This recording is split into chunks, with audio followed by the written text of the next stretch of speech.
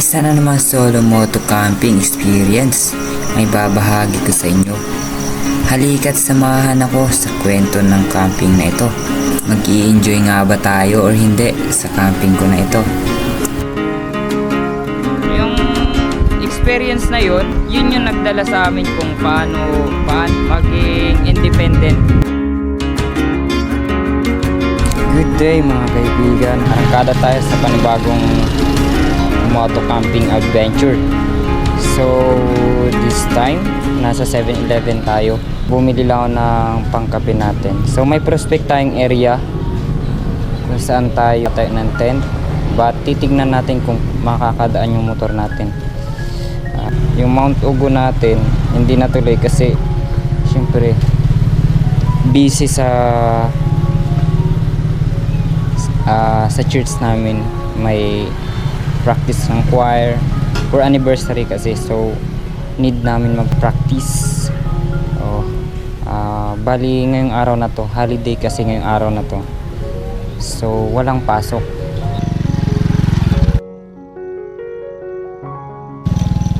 Tumba tayo, hindi tayo nakaakyat dyan.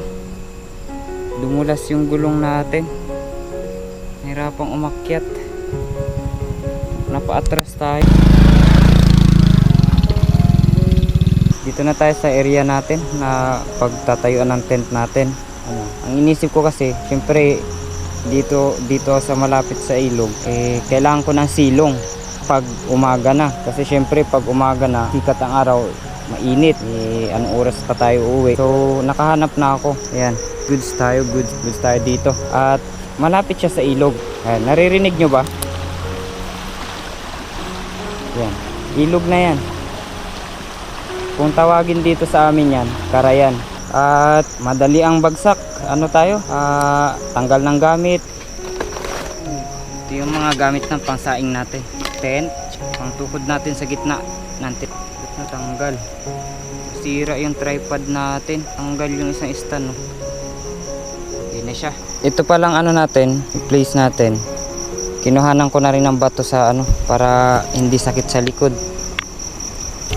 Pinahanan ko na ng bato yan, man. Nilinisan ko na ng bato. Inalis ko na yung mga bato niya para di masakit sa likod. At tinabas-tabas ko na rin yung mga damo. Let's go. Magkabit na tayo ng natin, ng tarp natin. Tapos tarp, pagkatapos ng tarp, yung tent na natin. Sige, para safe tayo.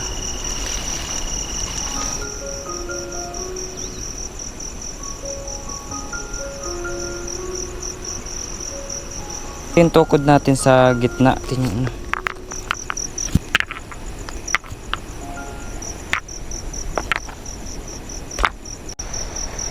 Ayan, okay na yung tarp. Next natin yung tent natin. Tatayo naman natin yung tent natin.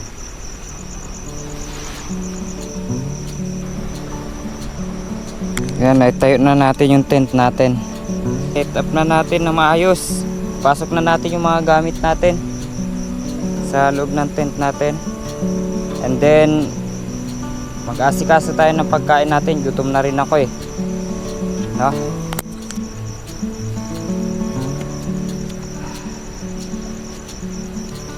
Siyempre yung sapatos natin. Galit na tayo ng chinelas. Wala yung chinelas natin.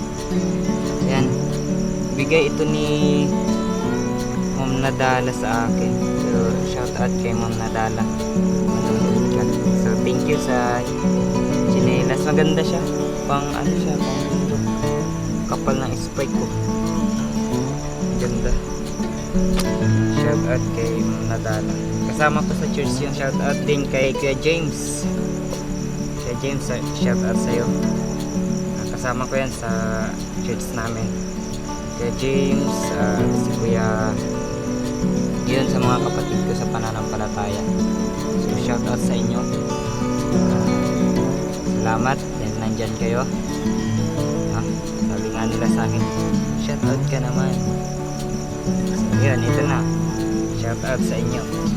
Init. next nito ay magluto na tayo ng pagkain. Set up natin yung paglutuan natin ng pagkain natin, no? Hindi pa tayo kakatapos lang natin mag-set up ng gamit ng tent, tarp at saka patapos lang natin mag-set up, kaya susunod natin yung asikasuhin natin yung kain natin. Gutom na rin ako, pero before yan, syempre kakape muna tayo. Kuha muna pala tayo ng kahoy. Wala pa tayong kahoy na pangsunog, pangsindi. Hindi pa ako nakakuha. Disclaimer lang sa hindi po tayo professional na nagka-camping, no? Itong ginagawa ko na to, sharing experience lang po, no? Hindi rin po ako nag-tutorial. Baka isipin nyo nag-tutorial ako. Hindi ako nag-tutorial dito. I-share ko lang ginagawa ko, sharing experience, no? Ang mga ginagawa ko dito pag nagka-camping ako. Mausok nga lang, ibigyan ko lang kayo ng idea, but hindi ito tutorial. Okay, matutunan mo kayo sa akin, thank you, no? It's a big privilege kahit paano may natutunan kayo sa akin.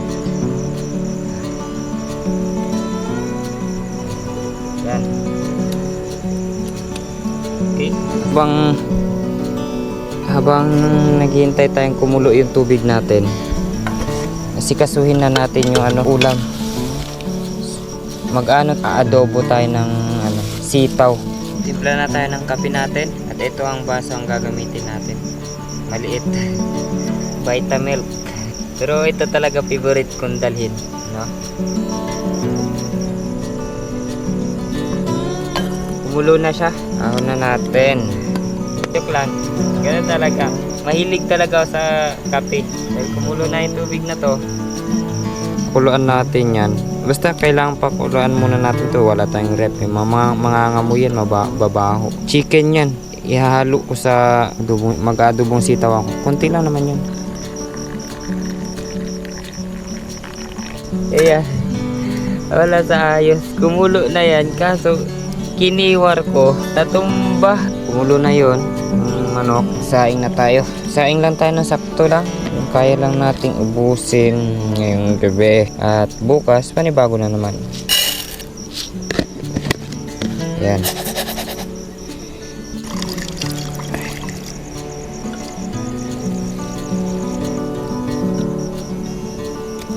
Pandesal pang almusal ko bukas, no? Kakape tayo bukas. Tapos cook na yung natin, yung adobo natin. Ay, chik sarap. Tuyo natin, asin, mantika, paminta, bagoong. Nag-direct na ako ng margarine sa bawang sibuyas, tapos yan. Pag matunaw na yan, igisa na yan, tapos yan na ang ating isusunod. Okay, diba tayo dyan mga kaibigan? Ang bango.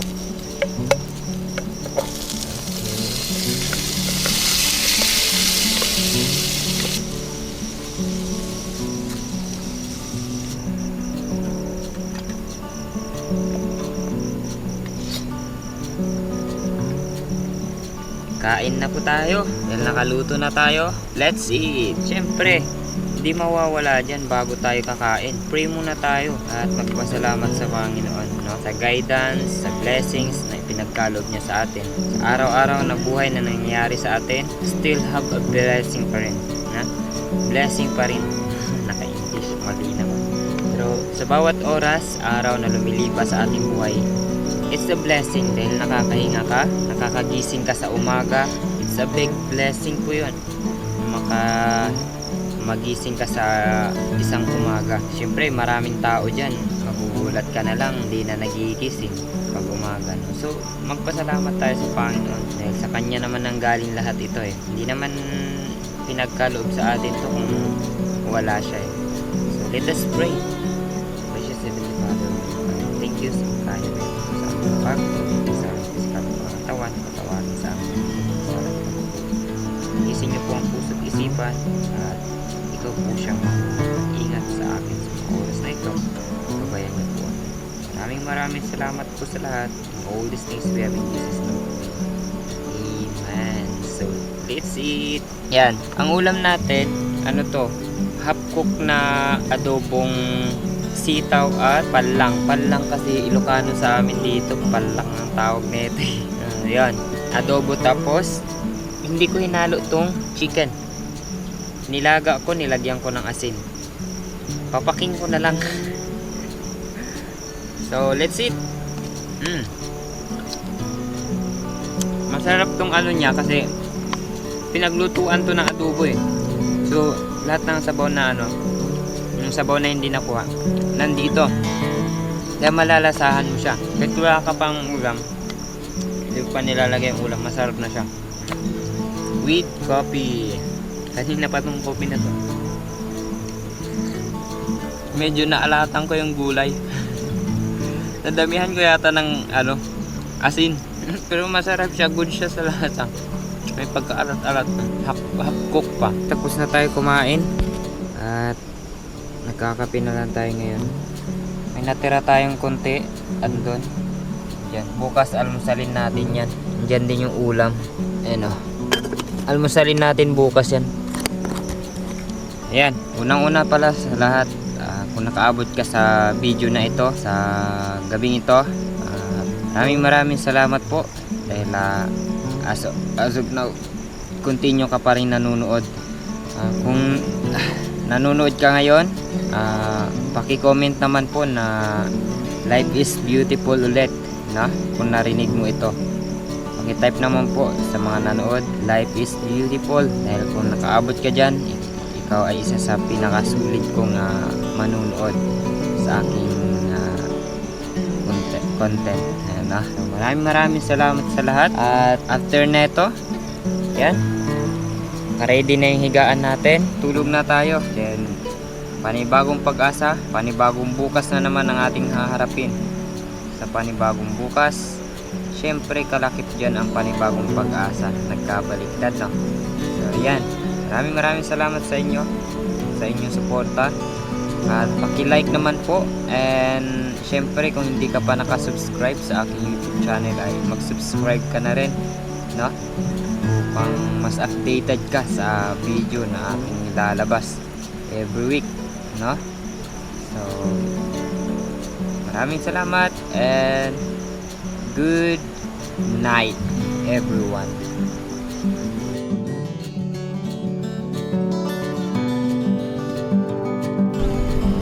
Good day mga kaibigan. Okay, gising ko lang. Pero naririnig nyo yung ragasan ng tubig. Pakita ko sa inyo. Okay, good day. Tayo na tayo at makapag-almusal.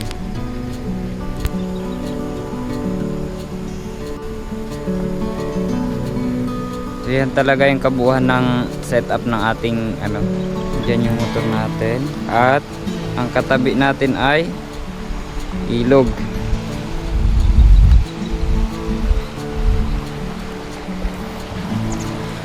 Yan, kung makikita nyo, tinatawag sa amin to kasi nakarayan dito sa San Nicolas. Malakas yung agos nya.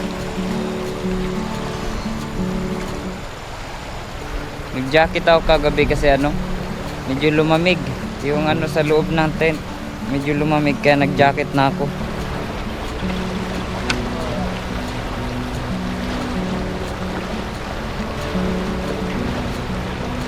Kagabi oh. Tiyan mo, kagabi umabot dito yung tubig. Ayun oh, basa. Medyo bumaba lang konti ang tubig ngayon. Sa mga nagtataka dyan, tatanong sa akin, buti di ka natatakot mag-isa mag-solo camping, no? Kaya mga tatanong. Para sa akin, hindi naman ako natatakot Siguro sa experience ko na rin, simula nung bata kami sanay naman kami matulog kung saan saan. Naranasan ko din naman kasing matulog kung saan saan like for example sa ilalim ng tulay. Yan, naranasan ko matulog ng ganyan. Sa gilid ng mga store, like tulad na lang yung experience ko nung bata ko. Tutulog kami sa gilid ng mall, mga ganon, lalo nung nasa Bulacan pa kami, kasi nung mga bata pa kami, gala talaga kami, layas kami, sakit kami ng ulo ng magulang, 'di ba? Sakit ng ulo ng magulang. Pero yung experience na yun yung nagdala sa amin kung paano maging independent, no? Hindi ginawang encourage yung sarili para mag-rebuild, hindi. Alam namin may pagkukulang mga magulang namin that time, but ganun ang buhay. Hindi naman perfecto ang mga magulang din natin, di ba? So, wag nating gawing way yun para mag-rebuild sa mga magulang. Kung may pagkukulang man mga magulang natin, edi ikaw ang mag-fulfill nun, no? Ikaw mag-fulfill, grabe. So, yun yung mga natutunan ko nung bata pa ako, no? Kung bakit hindi ako takot matulog kung saan hindi ako takot matulog mag-isa, mag-solo camping, ganon, because of my experience na siguro sa aking buhay, no?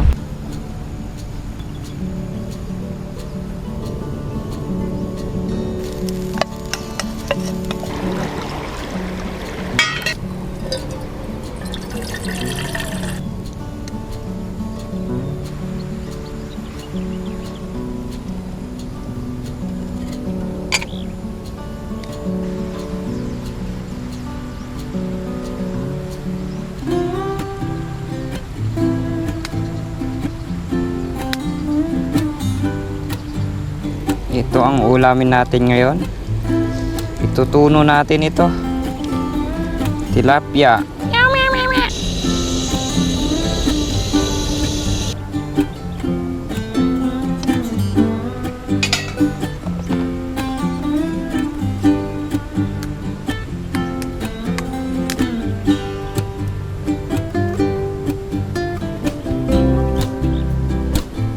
Ikpit ko muna yung iba kong mga gamit para hindi na tayo mahirapan mamaya.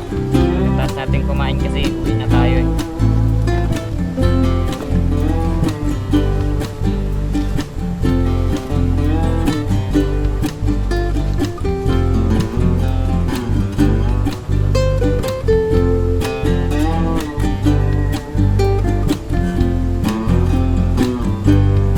Shoutout nga pala sa mga kaklase ko.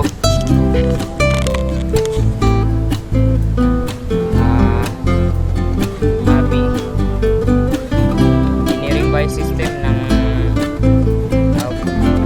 Agricultural by System Engineering ng PSU Santa Maria. Shout out po sa inyo. Ganda sa mga klase ko. Thank you sa sulit na suporta nyo sa akin, no? Thank you din sa encourage na pagpapatuloy nyo na pagpatuloy itong ganitong content, no? Maraming salamat sa inyo dahil patuloy nyo ako, sinusuportahan nyo ako sa ganitong content ko.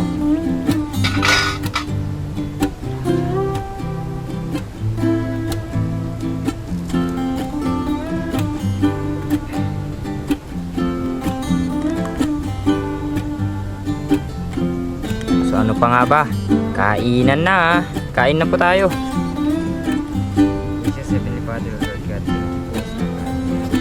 Pag gamitin niyo po tumatis ka ng mga katawan at patawarin po sa ating Lord. Ikaw po siyang mamunang po sa aming buwi. Maraming salamat sa lahat. Blessings. All these things we have in Jesus' name we pray.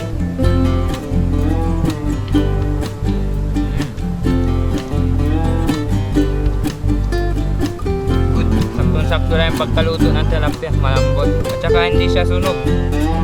Siyempre, kunti lang. Ayan. Hindi siya sunog. Magaling tayo magluto eh. With hot coffee.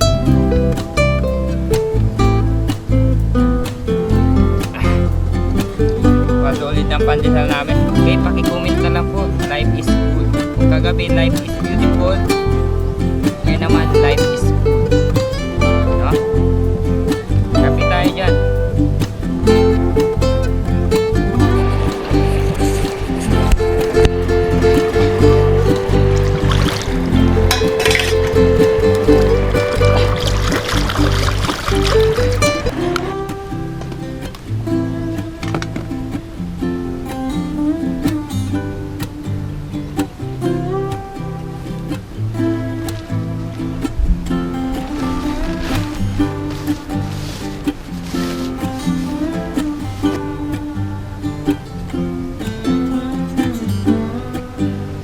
Sukin natin yung tilapia para ano, hindi tayo mahirapan mag ano,